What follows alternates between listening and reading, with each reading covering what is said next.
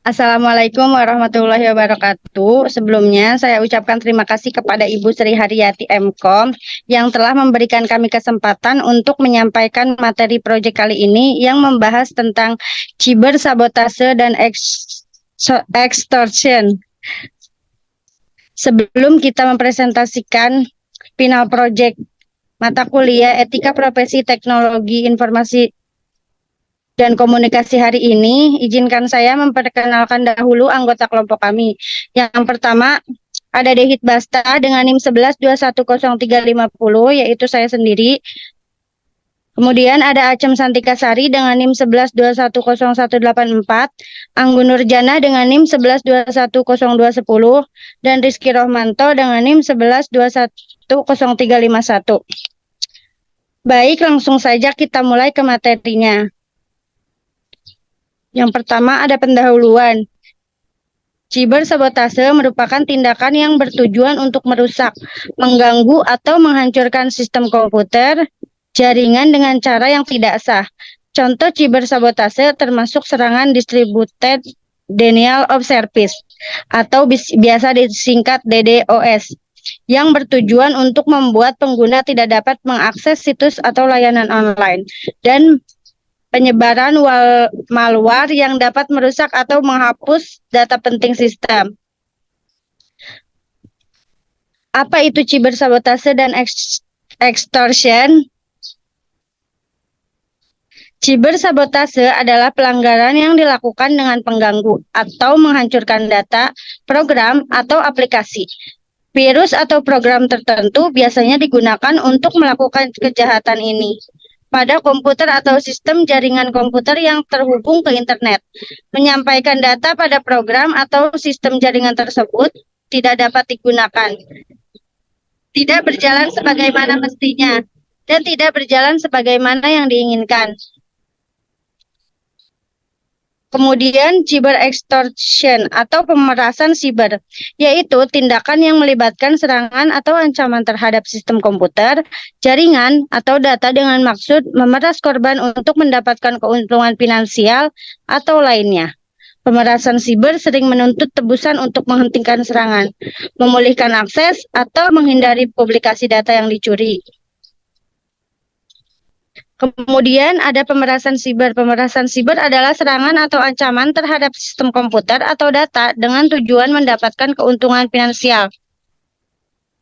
Keuntungan finansial lainnya, bentuk paling umum dari pemasaran siber adalah ransomware, di mana pelaku menyebarkan perangkat lunak berbahaya yang mengunci atau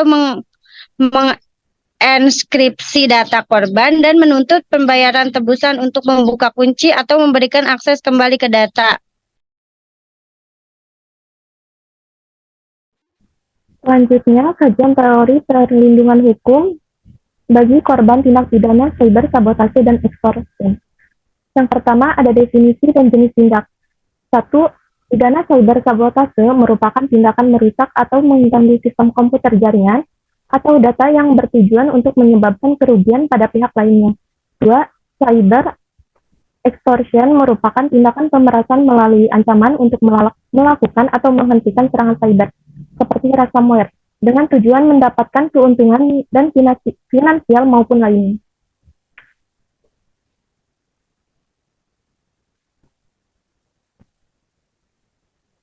Kerangka hukum internasional. Yang pertama ada Konvensi Budapest. Salah satu instrumen utama yang penanggulangan kejahatan cyber, yaitu konvensi ini menerapkan standar internasional dalam penanganan kejahatan cyber, termasuk sabotase dan pemerasan dunia maya. 2. Instrumen lainnya. Dalam berbagai perjanjian dan kerjasama internasional lainnya yang mendukung penegakan hukum cyber lintas batas negara.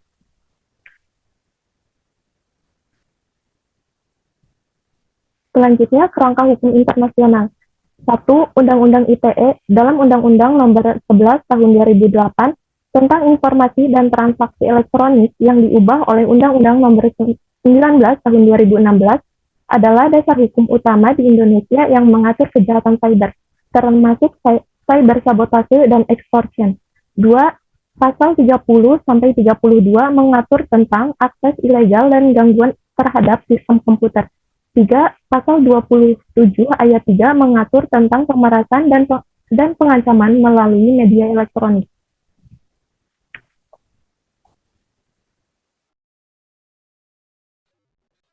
Selanjutnya yaitu hak korban. Hak korban itu satu, restitusi dan kompensasi. Korban berhak mendapatkan ganti rugi atas kerugian yang diderita akibat serangan cyber. Kedua, perlindungan identitas. Perlindungan identitas ini bertujuan untuk mencegah dampak lebih lanjut kepada korban. Ketiga, dukungan psikologis. Dalam beberapa yudiriskasi, korban juga berhak mendapatkan dukungan psikologis untuk mengatasi trauma akibat serangan. Selanjutnya, penegakan hukum. 1. Polisi Cyber. Unit khusus dalam kepolisian yang menangani kejahatan cyber. Kedua, kerjasama antar lembaga. Penegakan hukum seringkali melibatkan kerjasama antara berbagai lembaga, baik di tingkat nasional maupun internasional, termasuk Interpol dan organisasi keamanan cyber lainnya. Selanjutnya, peran lembaga penegak hukum dan pemerintah. 1. Aparat penegak hukum bertanggung jawab untuk menyelidiki dan menuntut pelaku kejahatan cyber. Mereka perlu memiliki keahlian khusus dan akses ke teknologi canggih untuk melacak dan mengidentifikasi pelaku. Kedua, pemerintah perlu memastikan bahwa kebijakan dan perkembangan regulasi yang ada cukup untuk melindungi korban dan mencegah tindak pidana cyber. Ini termasuk memperbarui undang-undang secara berkala sesuai dengan perkembangan teknologi. Selanjutnya, pendidikan dan kesadaran. Meningkatkan kesadaran masyarakat mengenai risiko keamanan cyber dengan cara melindungi diri. Ini bisa melalui kampanye publik, seminar, dan program edukasi lainnya. Kedua, melakukan pelatihan untuk penegakan hukum. Hal ini memberikan pelatihan khusus pada aparat penegak hukum untuk memastikan mereka memiliki kemampuan yang diperlukan untuk menangani kejahatan cyber secara efektif. Contoh kasus cyber ekstrim tentang cyber sabotase dan eksperimen. Salah satu kasus kejahatan cyber sabotase dan eksperimen yang pernah terjadi adalah serangan virus ransomware WannaCry. Serangan ini terjadi pada tahun 2017 yang diperkirakan menginfeksi 300.000 sistem komputer di 150 negara. Virus ini adalah sejenis ransomware yang bernama WannaCry, di mana virus ini menyandra file milik korbannya yang ada di dalam komputer dengan metode enkripsi yang sulit ditembus. Bila korban ingin mendapatkan kunci enkripsi, sehingga file yang disandra bisa diakses lagi, sehingga mereka harus membayar uang tebusan sejumlah $300 dalam bentuk Bitcoin melalui tautan yang tertera di layar komputer korban ketika virus ini menginfeksi. Cara menanggulangi cyber sabotage dan extortion. Mencadangkan data secara rutin. Mencadangkan data secara rutin akan membuat data lebih aman untuk disimpan dan jika terjadi suatu bencana, maka akan mudah untuk mengembalikannya. Menampilkan eksistensi file yang tersembunyi, terkadang tanpa kita sadari bahwa file tersembunyi atau hidden file merupakan malware yang mungkin akan menyerang komputer. Melakukan filter file exe yang dikirimkan melalui email. Eksistensi exe merupakan file instalasi untuk aplikasi yang ada di Microsoft, maka bisa jadi file tersebut adalah malware.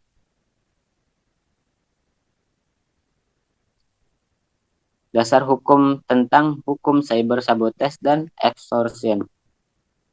Dasar hukum terkait cyber sabotage dan extortion di Indonesia mencakup berbagai undang-undang dan peraturan yang dirancang untuk melindungi dari kejahatan cyber.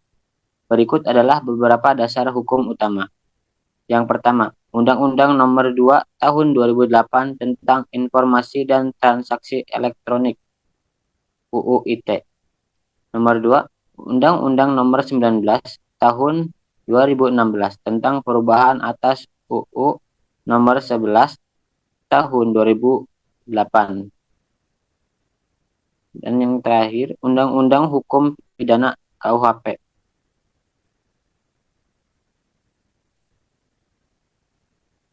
Kesimpulannya, cyber sabotage dan ekstorsi adalah tindakan kriminal yang semakin menjadi masalah di dunia teknologi informasi dan komunikasi. Penting bagi para profesional di bidang teknologi informasi dan komunikasi untuk memahami ancaman dan risiko yang terkait dengan cyber sabotage dan ekstorsi, serta mengambil langkah-langkah yang tepat untuk mencegah mengatasi tindakan tersebut. Langkah-langkah ini mencakup mengamankan sistem dan jaringan mereka, mengidentifikasi dan mengisolasi ancaman potensial, serta melaporkan kegiatan yang mencurigakan kepada otoritas yang berwenang. Baik, demikian presentasi ini kami sampaikan. Semoga bermanfaat untuk kita semua.